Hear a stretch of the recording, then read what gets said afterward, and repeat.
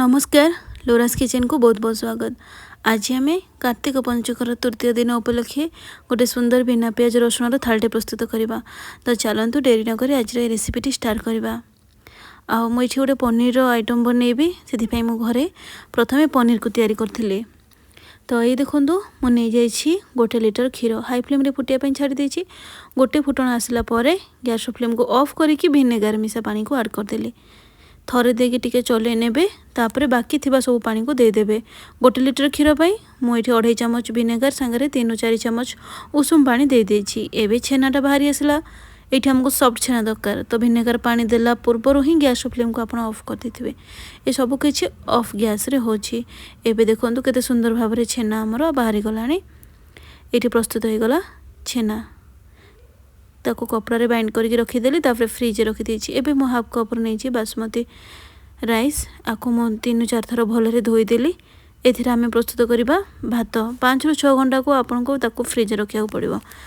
तो एबे पानी के मु गरम कर नेछि। सेथिरे पानी गरम होला पर चावल को दे दे कि अल्प लूण आउ टिके लेंबू आमे चिपुड़ी देबा। ताको आमे दर घुड़ा करके रखिबा आ ताको सिझिया पई छाड़िबा। हाई फ्लेम रे आपन सिझाई पारंती। 5-6 घंटा भितर पनीर जेहेतु प्रस्तुत हुए तो पनीर टा को आपण पूर्व दिन रु ही प्रस्तुत करके रखिथिबे। एबे देखंतु एबे मु चावल को आपन को देखि दउछि चेक करके भातटा भलरे सिझि जाइथिबा दरकार। पूरा पुछपुछ करिवेनी एमती गोटा गोटा थिबो किंतु भलरे सिझिथिबो। एबे आको हमें साइड करनबा आ दे देबा हमें गोटे चामच हाफ चामच पाखापाखि आम गुआ घी दे देबा। आउ सी गरम होला परे आमे सेथिरे काजू किशमिश ए सब को फ्राए करबा। फ्राए करदबा हमें अल्प फ्राए करबा पूरा डार्क फ्राए करबा दरकार नहीं। तो प्रथमे मु काजू को फ्राए करनेली तापरे किशमिश को फ्राए करदेबी। आपण चाहिले इथिरे कैप्सिकम भी पके पारंदी। मु केवल परिवार नेछि ग्रीन मटर और गाजर। एबे देखंतु मु देदेले गोटा गरम मसला हाफ चमच जीरा 3-4 गोलमरीच तेजपत्रटे आ गोटे ग्रीन गुजराती ए सब देके आमे ताको टिके समय फ्राए करनबा। आ फ्राए कर सारला परे माने तार फ्लेवरटा ही एथिरे भलरे मिसी जीवो। मिसी सारला परे रखिथिबा गोटे मुठा ग्रीन मटर आ फाड़ी गाजर को एमती अल्प गाजर नेछि मो जेहेतु अल्प चावल रे प्रस्तुत करछि तो मो सेही अनुसार ए सब जिंस अल्प नेछि। आपण अधिक परिमाण नउथिले अधिक ऐड करि परिबे। तो ये देखो आको मु भल भाव में फ्राए करने ये सिझी जावा दरकार जेहेतु कम अच्छी आ घीर क्वांटिटी को लेकिन ये भल भाव में ये ही फ्राए हो गला।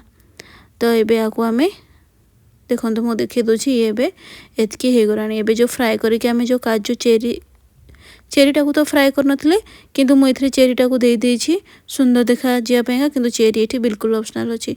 काजू किशमिश के देखि आउ टिके फ्राए करदबा आ रखिथिबा भात को आनी कि एथरे मिसै देबा। भल भाव में ताको आमे मिक्स करनबा। आउ आमे अल्प लूण ऐड करबा जेहेतु भात रे सिझिला बेले आमे टिके लूण देथिले तो सेति आमे एठी 1-2 पिंच लूण आ अल्प चीनी हाफ चामच रु भी कम अच्छे चीनी ऐड करछि। चीनी एठी बिल्कुल ऑप्शनल अछि। अपन चाहिले देई परंती नै तो स्किप कर परिबे। देले चीनी टिके मीठा मीठा हल्का मीठा लागिले भल लागिबो। एबे आमे आको कवर करके तीनो पाखापाखि 5 मिनिट पर्यंत रखिया। मझिरे मझिरे अपन ताको चेक करथुबे। 4-5 मिनिट भीतर एटा हमर प्रस्तुत हो जिवो फ्राए राइस। तो एबे फ्राए राइस तो हो गला। आमे डाली पाखो को जिबा। तो डाली पाई गोटे कप हर डाली को मो भल भाव में 4-5 थर धोई देछि। भल भाव में प्रथम डाली को धोई देबे नै तो तार स्मेल टिके रहि जिवो। एबे ताको आमे प्रेशर कुकर रे ऐड कर दबा। एटा कंचा हर डाली ताको मु किछि भी भजा भजी करिने। एबे आमे स्वाद अनुसार लूण को ऐड करबा जेहेतु एटा हमें बिना प्याज रसुण रे बनौछे तो आमे आको एमती स्टाइल प्रस्तुत करबा। दे देबा आमे सेथे 1 चम्मच हल्दी पाउडर काश्मीरी रेड चिली जहाँ जहाँ सब सुखा मसला अछि एबे आमे से सब ऐड कर देबा। काश्मीरी रेड चिली देतिले 1 चम्मच तापरे एमती बिना प्याज रसुण बनैले बहुत टेस्ट लगी थाए। टिके तेजपत्र ऐड कर देबा। हाफ चामच पाखापाखि जीरा गुंड आ धनिया गुंड दे देबा। आमे एथिरे 1 चम्मच 1 कप पे ए सबुर मेजरिंगटा मु कहूँ। आप अधिक मात्रा बनाऊे सुखा मसलार क्वांटिटी बढ़ाई पारे। कंचा लंका गोटे दे देबा। टमाटो मीडियम साइज टमाटो को काटिकी दे देइछि टिके नड़िया ऐड करदेबा डालीर स्वादटा बढ़ीजिवो सांग को डाली मध्य भल भाव सीझीजिवो। एबे सबको भलरे मिक्स करनबा टिके तेल आम एथिरे ऐड करदेबा तेल बदल आपन घिओ भी नहीं पारंती हाफ चम्मच पखापाखि तेल देकी भलरे गोले नेबा आगे आम आपको 3-4 मिनट पर्यंत 3-4 मिनट पर्यंत भलरे गोले सारा पर जितकी डाली तार डबल नहीं जावा पानी देकी ताकू आमे हाई फ्लेम रे गोटे और लो फ्लेम रे गोटे सीटी आसे छाड़ी देछि प्रेशर कुकर सीटी भारी करे तो आपण देखिकी देबे केतकी आपण प्रेशर कुकर रे हेई पारुछि। एबे देखंतु डाली सीटी तो आसी गलानी भलरे तार गैस सब गलानी बारे एबे मु देखौछि डाली हमर केमती सीझी जाइथिबो किंतु गोटा गोटा देखाउथो। एबे मु 2 बड़ चम्मच रिफाइन तेल रे हाफ चम्मच घिओ दे देली हाफ चम्मच जीरा सोरिष सब ऐड कर देली तापर से मु सुखा लंका दे देली से डाली जो प्रस्तुत करछे सीझा डाली रो एथिरे आमे 2 डंकी ऐड कर दबा। एटा मु पंचुक पई करूछि हबिस थाली नुहे जदि भी आपण किछि भी एथिरे कई सोरिष खाइ न थांते न खाउथले एथिरो स्किप करि परिबे। सेथिरे टिके कस्तूरी मेथी पाउडर दे देछि डाली दे साला पर कस्तूरी मेथी देबा ताकू आनिके से टिके समय फुटिला पर एथिरे आनिके देके आकू आमे हाई फ्लेम रे पूरा भलो भाव रे फुटेई देबा। एई देखंतु से केमती भलो भाव रे फुटी जाइछि फुटिला पर ताकू गैस फ्लेम को ऑफ करिवे प्रस्तुत हो गला हमर हरड डाली। तापर देखंतु 5-6 घंटा पर मु आपन को देखै दोछि एठी पनीरटा केमती हेछि। ए पनीरटा होममेड आउ टेस्टी लागिवो हेल्दी भी अछि। तो एबे देखंतु मु आकु छोट छोट करिकी काटि नेली आपण पनीर सेब आपण को इच्छा अनुसार काटि परिबे। एबे टिके पानी नहीं गोटे ग्लास हल्का उषुम पानी से मु लुण आउ दे सारा पर ग्रीन मटर टिके दे देले आमे मटर पनीर प्रस्तुत करबा। तो एबे मटर को प्रथमे सिझेबा देखंतु मटर पूरा एमती सिझी जाइथिबा दरकार आको एबे आमे साइड करनबा। कड़ी रे तेल गरम करबा तेल गरम होला पर सेथिरे आमे 3टी मीडियम साइज टमाटो मु नेछि 2टी कंचा लंका आउ काजू नहीं जाइछि देखंतु गोटे मुठा पाखापाखि काजूर क्वांटिटी 14-15टी हबो। एबे आमे आकु कवर करनबा आकु भलो भाव रे आपण कोन करिवे ना सिझेई देबे इथिरे एमती ही सिझिबा दरकार। देखंतु जेतो बोले टमाटर तार चोपाटा भलो भाव रे अलगा हे जाउथु आपण जानिबे जे एटा हमर हे गलानी आकु ठंडा हे पे छाड़ीबा ठंडा हैला पर ताकू आमे ग्राइंड करनबा।